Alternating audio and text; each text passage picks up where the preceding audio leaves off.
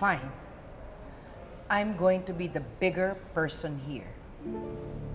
For the peace of mind ng pamilya ko. Lynette, hindi na kita papakailaman. As long as hindi mo na rin kami papakailaman ng pamilya ko. Lynette? Ano? Hindi ka papayag dahil gusto mo talaga agawin ang asawa ko? If this is what you want, at para patunayan ko sa inyo na wala kaming hinahabol ni Annalyn, sige, pumapayag na ako sa kasunduan na to. Good. Truce?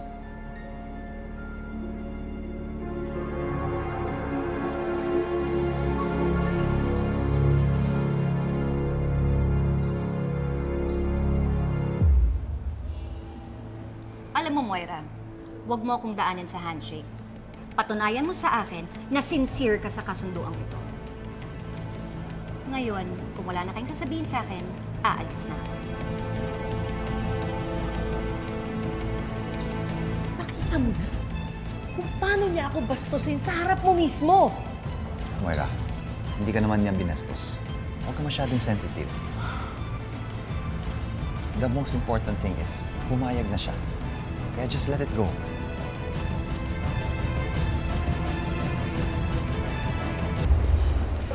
Ang gagawing procedure kay Mr. Villarica is called image-guided surgery. We will remove the brain tumor using our advanced technology at Eastridge. Maingat namin nakikita ang brain tumor at maiiwasan ang delikadong parte nito. Dr. Ruby Mayo, tunog pa lang mukhang complicated na po yung gagawin yung operation kay Mr. Villarica. Mahirap, pero doable naman lalo't andyan si Dr. Santos para tumulong. Since nabanggit nyo na rin po siya, kilalanin naman po natin ngayon ang neurosurgery resident ng Eastridge na tutulong mag-opera kay Mr. Villarica. I'm sure marami po ang nakakakilala sa kanya. Isa po siya sa mga doctors na nag-opera sa isang pioneer procedure here in the Philippines na separation of conjoined twins. Please welcome the country's youngest doctor, Dr. Annalyn Santos. Hello po. Hello po. Dr. Santos, thank you so much for giving us your time. Alam po namin na sobrang busy po ninyo sa duties nyo at the same time sa pagtulong sa mga patients. So, for my first question, why did you choose to become a doctor? Nung bata po kasi ako, nagkaroon po ng tumor sa utak si nanay ko. Tapos walang-wala po kaming pera noon. Nakatira pa nga po kami sa Taliri. Wala naman po kaming pambayad para po sa paggamot ni nanay. Pero may mabait po na doktor na tumulong po sa amin. Kaya na-inspire po ako. Sabi ko, gusto ko ako naman po yung tutulong sa mga walang-wala. Ako po yung gagamot sa kanila. Para makita po nila, malaman po nila na mayroon pong tutulong sa kanila. Na hindi po dapat silang sumuko dahil mayroon pong pag-asa. Nakaka-inspire naman po pala talaga yung story nyo, Doc. Bata ka pa, Doktora. You're only 19. Mahirap bang maging doctor at a very young age, especially dealing with patients? You really cannot save everyone. Totoo naman po yun. Hindi po lahat maliligtas po namin. Pero bilang doktor, responsibilidad po namin na gawin po namin ang lahat. Lahat po ng klaseng treatment para po masave po yung mga pasyente po namin. Hindi po dapat namin silang sukuan. Magbabasa naman tayo ngayon ng live comments natin sa stream natin. Inspiration at hero pala, ha? Link. Joy, mag-comment ka dito sa comment ko. Sabi mo, naklik mo yung link na yan, nabasa mo, at hindi talaga marunong yung doktor na yan. Roger that, sis.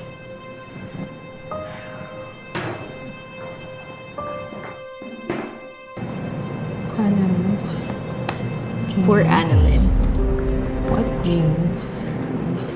Doc, may interesting comment lang dito sa live stream natin.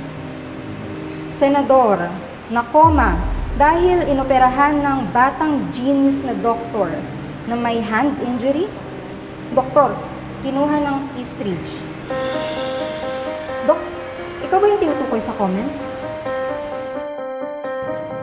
They cut the live stream. Malamang umiiyak na yun. I I told you, Joy, I'll get even with her. It's happening.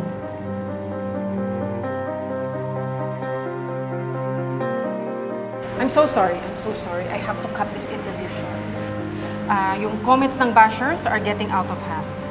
I'm so sorry din po kasi na-distract lang din po talaga ako eh. Pero, Dr. Santos, totoo ba yun? Ikaw ba talaga yun?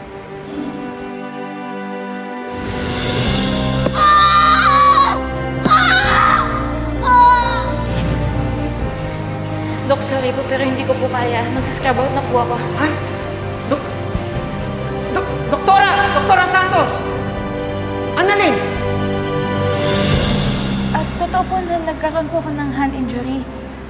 Pero wala po nangyaring operation kasi nag-back out po ako eh.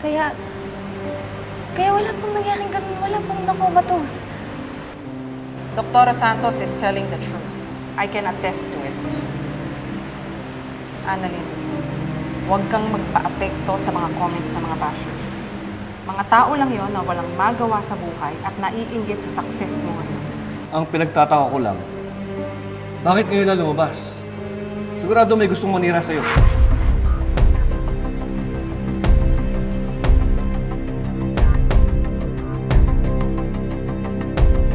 Moira, we need to increase the budget of our neurosurgery department to be at par with Eastridge.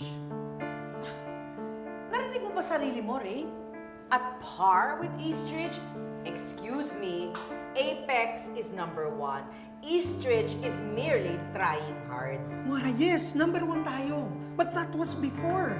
Without the right budget and the right equipment, talagang babagsak ang neuro department natin. Kasalanan talaga ito ni Lynette eh. Nagsimula yan nang inagaw niya sa atin. Anong inagaw ko sa'yo, ha? Get out. Get out. Ano? Anong inagaw ko sa'yo? Oh, speak of the devil and they shall come. Alam mo, nasisiraan ka na ata ng bait eh. Wala dito yung talyer na pinagtatrabahuan mo dati. Nasa susunod na kanto pa. Pwede ba, Moira? Huwag mo nga akong busitin. Baka pati ang kaluluwa mo, sabunin ko. Lynette, walang kaluluwa yan. Demonyo yan eh. May kaluluwa ba, demonyo? Moira, Lynette, baka naman pwede niyo pag-usapan ito. As you can see, I'm very busy here. I have a hospital to run. Wala ako sa mood makipag-away, kaya pwede ba umalis na kayo? Akala ko ba may truce tayo? Bakit mo sinisiraan ang anak ko? Pwede ba, Lynette? Wala nga akong ginagawang paninira kay Annalyn. And if ever I did, I wouldn't have to do much dahil matagal lang sira ang image ng anak mo. Pwede ba, Moira? Huwag ka na nga magmaang-maangan dyan. Ikaw lang ang kilala ko na kung umatake pa ilalim. Umamin ka na, Moira! Umamin ka na! Wala nga akong ginagawa! Umamin ka na! Ba? Ano ba sinabi mo nga ikaw? Wala siyang alam sa binibintang mo. Because it was me. Ako ang nanira kay Annalyn. Kung may kailangan pa po kayo, sabihan niyo lang ako bukas, ha? Yes po, Miss Lynette. Sige. Salamat pa. Thank you po. Tita Lynette. Magandang araw ho. Oh, Regan. Nakita niyo si Annalyn? Kamusta ho siya?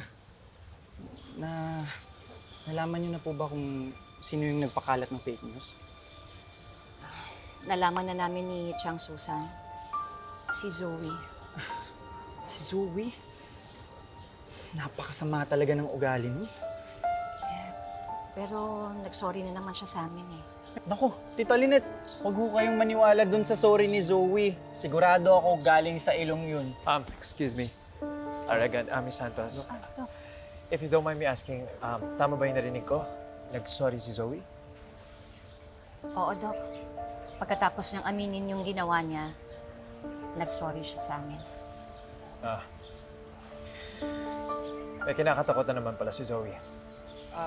Ano ho yun, Dok? Wala. Excuse me. Uy, Regan, asan si Annalyn? Dumaan na kami sa staff room pati sa ER pero wala talaga siya doon. Umuwi na si Annalyn. Bakit niyo siya hinahanap? Tita, sila nga ho pala yung sinasabi kong nangungulit kay Annalyn. Si Tita Lynette, nani ni Annie. Tita Lynette, ako po si Harry. Naka-video call ko na po kayo before. Ay, oo, natatandaan kita. Ako naman po si Miko. Nice to meet you po. Nice to meet you. Bakit na hinahanap yung anak ko? Napanood po kasi namin kanina yung live stream ng Eastridge.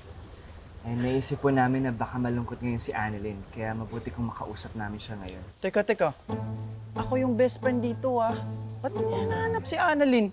Bakit? Ikaw lang may karapatan? Oo nga. Ano, tinatawagan mo si Annalyn, no? Nagsisinungaling ka na naman. Kakasabi nga lang ni tita, di ba, na umuwi na si Annalyn. Ano tinatawag? nagsasabi niyo? Guys, stop.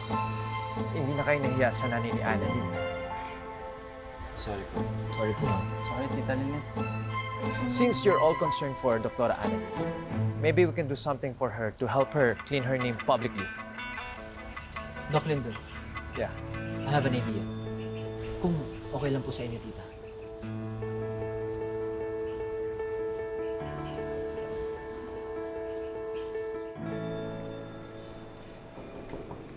Pasok. Dr. Santos, I'm sorry I made you come in on your day off. Wala pong problema, Doc. Ano po ba yung pagmimitingan po natin na urgent? I need you to come with me. Sumunod ka sa akin, please.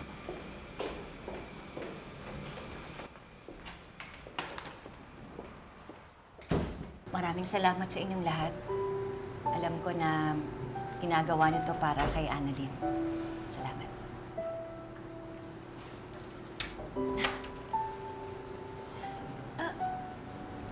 Ano pong ginagawa niyo dito? Annalyn, sila ang magpapaliwanag sa'yo. Anak, nandito kaming lahat para suportahan ka. We're going to clear your name, Dr. Santos. Siniraan ka nila online. Nilinisin natin ang pangalan mo online. Kami bahala sa iyo, Annalyn. Hindi ka namin pababayaan, Annalyn. We got you. Dr. Santos, ready ka na ba?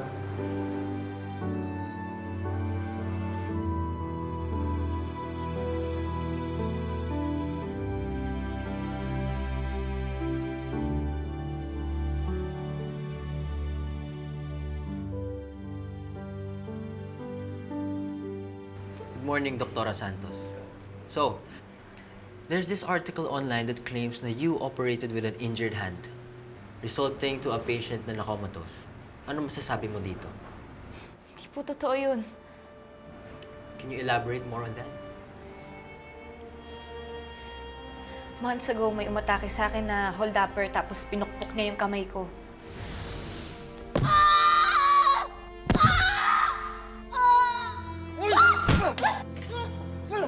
Buti na lang, andun si Regan para ligtas ako eh. Pero after ilang treatments, tsaka after ng therapy, unti-unti naging okay yung kamay ko. Tapos saka din ako kinuha ng Eastridge. Kaya hindi totoo na kumukuha ng defective doctors ng Eastridge. At kung tingin ng mga tao na may disability ako dahil nga sa kamay ko, hindi po totoo yun. Kasi nagagawa ko yung responsibilidad ko tsaka duties ko bilang doktor. To support your claims, may interviewin tayo. Si Miko.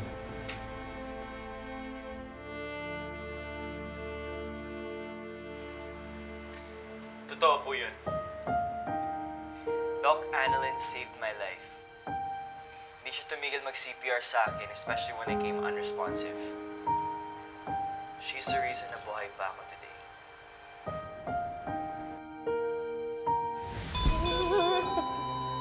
Dr. Santos, that's enough.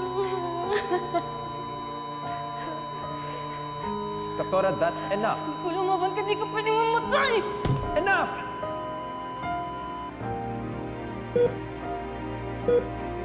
We have returned to spontaneous circulation. Nurse, pahook sa mechanical ventilator, then reassess vital signs Q15 until stable. Then transfer to OR now! Yes, Doc.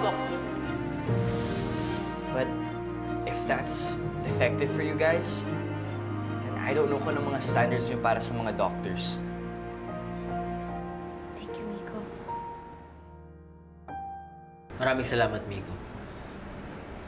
Ang next issue, Dr. Santos, is na-coma daw ang senador dahil inoperahan mo daw siya with an injured hand. What's the real story? That's not what really happened. Bridget? Doc, I'm Bridget Lavisares. the daughter of Senator Lavisares. Father ko ang tinutukoy sa fake news na yan. First of all, my dad is not in a coma. He's well, conscious, and coherent. Nagpapahinga lang po siya. Hindi totoo na si Dr. Santos ang nag-opera sa kanya. Because when she realized na she cannot do the surgery due to her hand injury, umalis siya.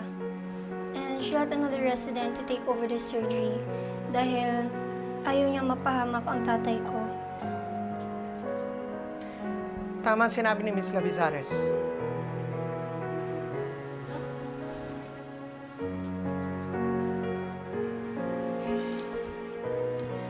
I'm Dr. Ray Meneses. Ako ang main surgeon sa procedure kung saan nag-back out si Dr. Santos. And I can assure you, hindi man lang dumampi ang kamay ni Dr. Santos sa katawan ni Senator Lavisares. Dok, sorry po, pero hindi ko po kaya. Magsascrub out na po ako. Ha? Doktora! Doktora Santos! Annalyn!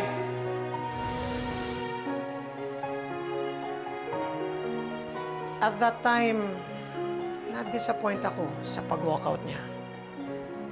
Pero, nung nalaman ko yung nangyari sa kanya, naintindihan ko din siya. Dahil, as much as she wanted to be a doctor at that time, inuna pa rin niya ang kapakanan ng pasyente niya.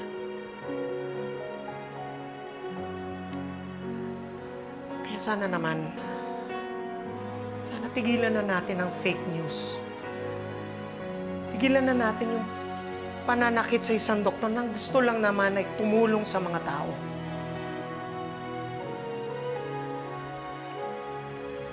Dr. Santos may be young po. Pero wala naman po sa age yun eh. She's a great doctor. But more than that, she's a great person. She helped me when I needed someone. She helped me kahit na hindi niya ako pasyente. Thank you, Doktora. Thank you, Bridget.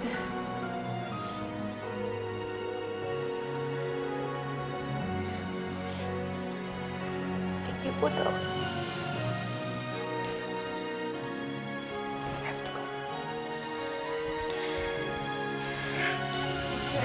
Nico, thank you.